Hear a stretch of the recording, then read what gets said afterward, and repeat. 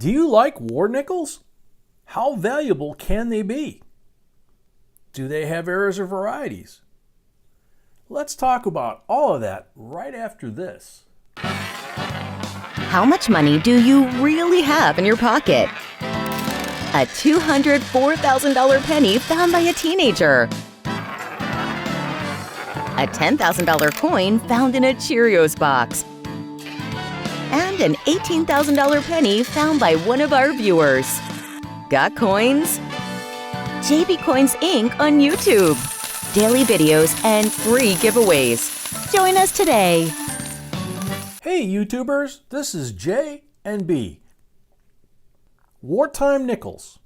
Nickels struck during the Second World War are very popular among collectors. They were struck in silver composition since nickel was a crucial metal during the war. We call them silver nickels, but their composition is really only 35% silver, 56% copper, and 9% manganese.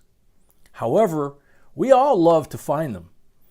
And you can still find them in your change or coin roll hunting. They will weigh 5 grams. And they were struck from 1942 to 1945, making them a very short yet very collectible series within a much larger one. To distinguish them, the U.S. Mint placed a large mint mark on all silver nickels right above the dome. In this video, we will talk about only the 1943 nickel to look for. Because there is so much to look for on them, like their amazing varieties and errors that not everybody knows about, they are selling for amazing money too. Many of you are going to be nicely surprised. The 1943 silver Jefferson nickels were struck at the Philadelphia Mint, the Denver Mint, and the San Francisco Mint. All of them will have a large mint mark on the reverse of the coin. P, D, or S. Of all of the three mints, the Philadelphia Mint struck the largest number of nickels that year. Over 271 million of them, a huge mintage. The Denver Mint struck 15.2 million coins that year, just for comparison. But does it mean that they aren't worth a lot?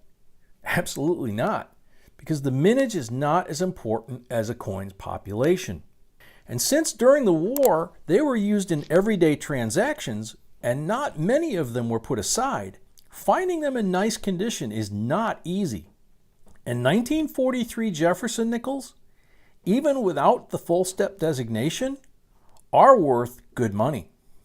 Nickels with the full step designation will have at least 5 separated steps or lines at the base of Monticello, as you can see in this picture.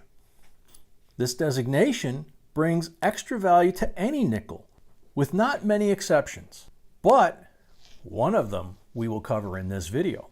Nickels with full steps will have FS letters on their graded slabs. So let's get into their values. In grade MS68 without full steps, this coin sold at Heritage Auctions for $780. Great money for a coin without full steps, don't you think? In the same grade, MS68, but with full steps, this coin sold also at Heritage Auctions, but for $2,760. What great money. Now, the Denver Mint, like we mentioned, struck 15.2 million nickels that year. In grade MS68, this coin sold at Heritage Auctions in May of this year for $840. By the way, in our videos, we're always giving you the most recent sold prices of any coin, so we won't mention that after every price we give you. In grade MS68FS, this 1943D nickel sold at Heritage Auctions for really great money, $5,170 worth. Now, let's look at the San Francisco Mint. The San Francisco Mint, like we mentioned already, also issued regular business strike nickels that year. and they minted 104 million of them. A large number too, but interestingly, many of them were saved in uncirculated condition by collectors and accumulators. And because of that, many of them exist with the FS designation, which also means because of the large population of those coins that they're selling for less than Philadelphia or Denver coins in the same grade. But a very weird and interesting fact here. It's actually very difficult to find 1943 S nickels in high grades without full steps. And they're selling for more than their brothers with full steps. Most of the time, like 99.9% of the time, the FS designation is bringing more money. But not this time. So this 1943 S nickel in grade MS68 FS sold at Heritage Auctions for $1,528. Not bad money at all.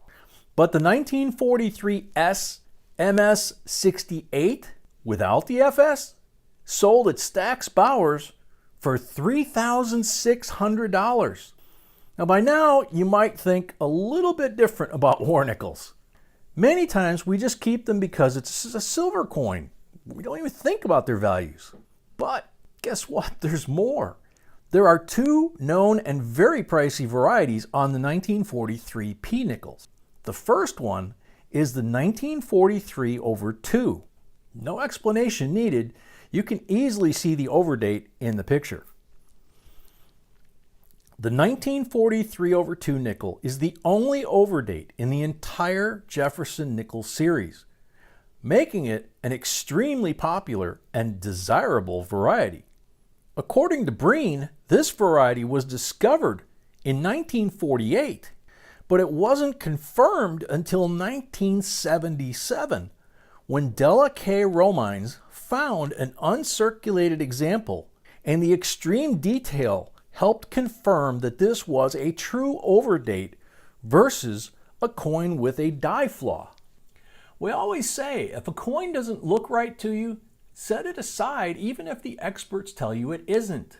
Sometimes they take a long time to figure out that you are actually right. A lot of coins have been found and people were told they weren't worth anything. And decades later, some sell for millions now. According to the PCGS site, since that first discovery, upwards of 1,000 examples have been discovered, and more are being found as original rolls are examined and broken up. So pay attention, everybody, to this variety. It's worth good money even in lower grades with or without full steps. Without full steps in grade MS64, it's worth around $300. This coin sold at Heritage Auctions for $312. This coin at Heritage Auction sold for $541. In grade MS66, this coin sold at David Lawrence for $575. And in the same grade, but with full steps, this nickel sold at Heritage Auction for $1,920. And the last comparison, this 1943/2 nickel in grade MS67 sold at Stack's Bowers for $1,234. And with the FS, this coin sold at Heritage Auctions for $4,137. As you can see, a very valuable variety, so don't forget to look for them. One of our viewers actually found this variety in a half-price bin at a coin shop. Also, always check all coins, even the super old ones, for errors and varieties, even if they're not in any book. Many discoveries have been made decades after the coins were minted. It's happened many times. The coin our viewer found was, of course, ungraded. We did a video about it a few years back. So don't assume that dealers are checking all of their coins. It's simply not possible for them to do it. The second and also very cool variety is a DDO or double die obverse, and it is very pricey and desirable too. The picture and description are courtesy of PCGS. The 1943P double die obverse is one of 3 major double die coins in the Jefferson nickel series. It is also the only double die in the series which has doubling on the obverse. The doubling is most prominent on Jefferson's eyes, and it appears as if he has 2 left eyes. The doubling is also evident on the inscriptions, Liberty, 1943, and In God We Trust. The doubling is not as prominent as it is on the 1939 double die reverse, but it is strong enough to see with a 5-power magnifying glass. This variety on the 1943 P nickels, without full steps, is worth hundreds, even in lower grades like MS64. The highest grade, MS67, this coin sold at heritage auctions for $840. Now, obviously, the price for this variety goes up for the nickel with the FS designation. So this coin, in the same grade, MS67, but with full steps, sold at heritage auctions for $5,405. Very impressive money for this, and truly for all of these coins. And speaking of errors, you can find errors on these nickels. Not many, but the ones that exist are super pricey. The main reason is a short run of wartime nickels, and error coins in short runs are always selling for more money. We're going to share only one with you here. What you see in this picture is a 1943 S nickel struck on a 1-cent planchet. If you watch our videos, you'll know that many of this type of error exist on different types of coins. And because it's a fairly common error, they're not usually super pricey. But that's not the case here. This error nickel sold at heritage auctions for $13,200. What great money for this error called a wrong planchet error. And as you can see, the weight is listed right on the slab of this nickel, 2.9 grams. Now, if you're serious about looking for error coins, you need to weigh them. And if you paid attention to the beginning of this video, we mentioned that the regular silver nickel should weigh 5 grams. So get a scale. They're cheap. And get into the habit of weighing your coins. This error is a perfect example of a coin that you could have easily missed, since it looks like an ordinary nickel. Of course, there are more. So always check your coins, their look, their weight, and both sides of it. And a question for you. Did you know about these varieties? Please let us know in the comments section below. We'd love to hear from you. And please watch our recent videos about the 1938 nickels. You might find it interesting. We also would like to say thank you to all of our JBCOINSINC members. If you'd like to become a JBCOINSINC family member, please follow the link below this video. So we hope you liked this video and found it helpful. And if you did, please like, share, and subscribe so we can create more videos for you. Also, please remember to hit the little bell and set it so you'll be notified whenever we upload a new video or do a live stream. Thank you for watching, and see you in the next video.